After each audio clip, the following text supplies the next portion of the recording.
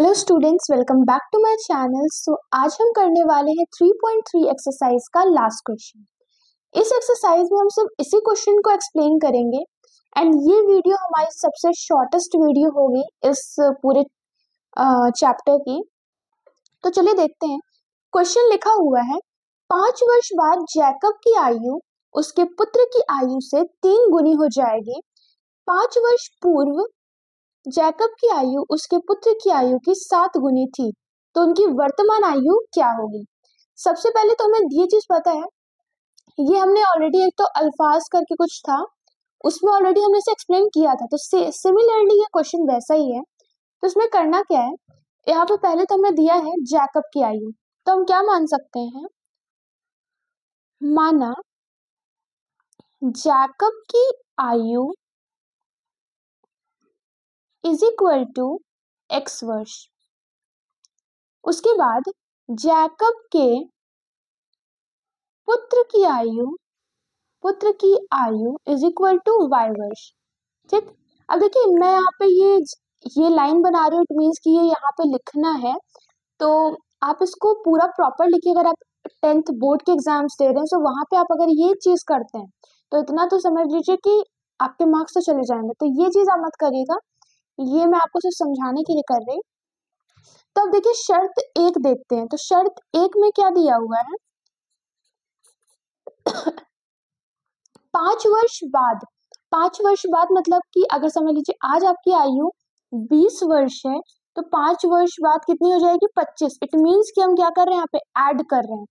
तो क्या होगा, 5 वर्ष बाद जैकब की आयु x प्लस 5 हो जाएगी। ये जैकब की आयु है 5 वर्ष बाद, क्योंकि अगर हमारी आयु 20 थी तो हमने उसमें जोड़ा 5 वर्ष बाद, है ना। सिमिलरली उसके पुत्र की आयु से की भी ये भी हो गई। अब देखो 3 गुनी हो जाएगी, इट मीन्स कि ये 3 गुनी हो जाएगी जैकब के पुत्र की आयु की। अब देखिए समझ लीजिए कि यहाँ पे आपके 6 लिखा है, यहाँ आपका 18 दिया है एंड आपका दिया है यहाँ पे 6। तो आप क्या करेंगे, यहाँ बोल रहा है कि समझ लीजिए जैकब है, जैकब का पुत्र की आयु है।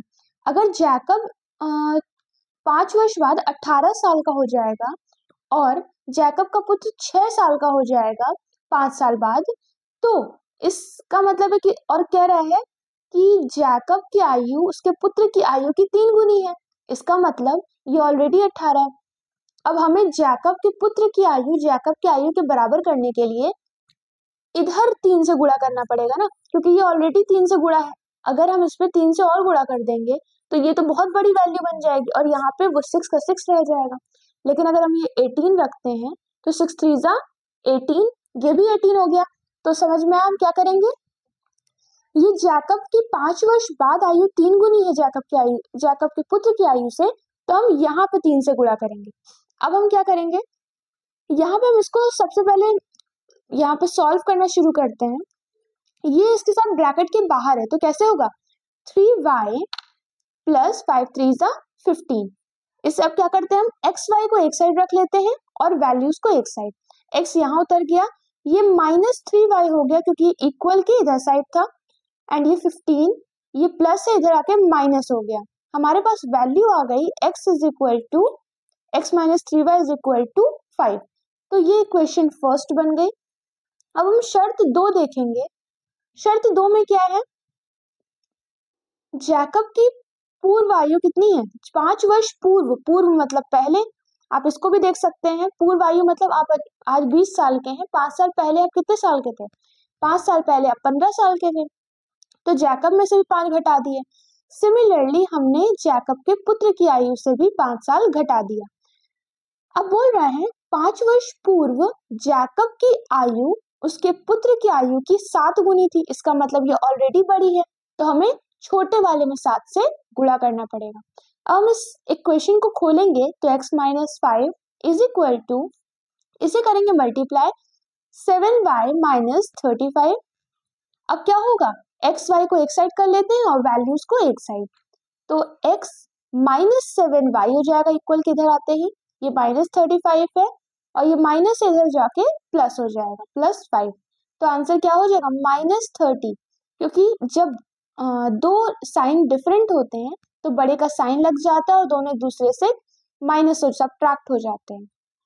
अब हम क्या करेंगे, इसे इक्वेशन 2 मान लेते हैं। अब हम लिखते हैं समीकरण 1 में, ये गोला इसलिए लगाते हैं कि हम पूरा समीकरण नहीं लिख रहे हैं, तब यहाँ पे ऐसे गोला लगा दिया जाता है। समीकरण 1 में समीकरण 2 का, समीकरण 2 में समीकरण 1 का मान रखने पर अब देखिए मैं यहाँ 2 में 1 इसलिए रखती हूँ क्योंकि ये वैल्यू थोड़ी बड़ी है और ये थोड़ी छोटी है, यहाँ पे ये थोड़ा सा बड़ा बन रहा है। बाकी आपके ऊपर, आप चाहे तो 1 में 2 को या फिर 2 में 1 को रख सकते हैं। मैंने यहाँ रख दिया x minus 7y is equal to minus 30। अब हम इसको चेंज कर लेते हैं। हमारी x की वैल्यू ऑलरेडी दी हुई है, x minus 3y is equal to 5। x minus 3y is equal to 5 और y की वैल्यू कितनी है, माइनस 7y। आपको यहाँ पे पूरा लिखना है, तो x माइनस 3y और 5 की वैल्यू माइनस 5 भी आप लिखेंगे यहाँ पर। उसके बाद क्या करेंगे,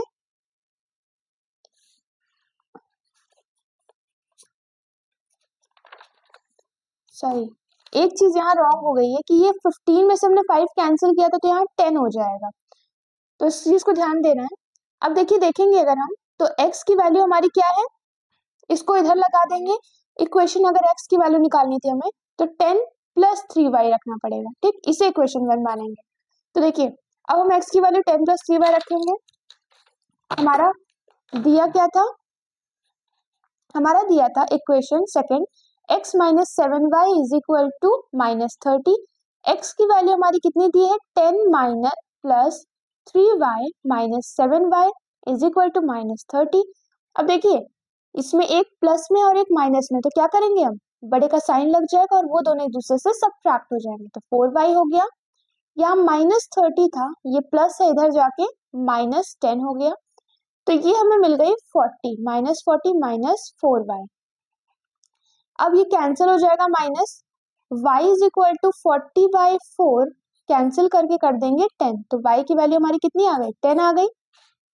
अब हम y का मान समीकरण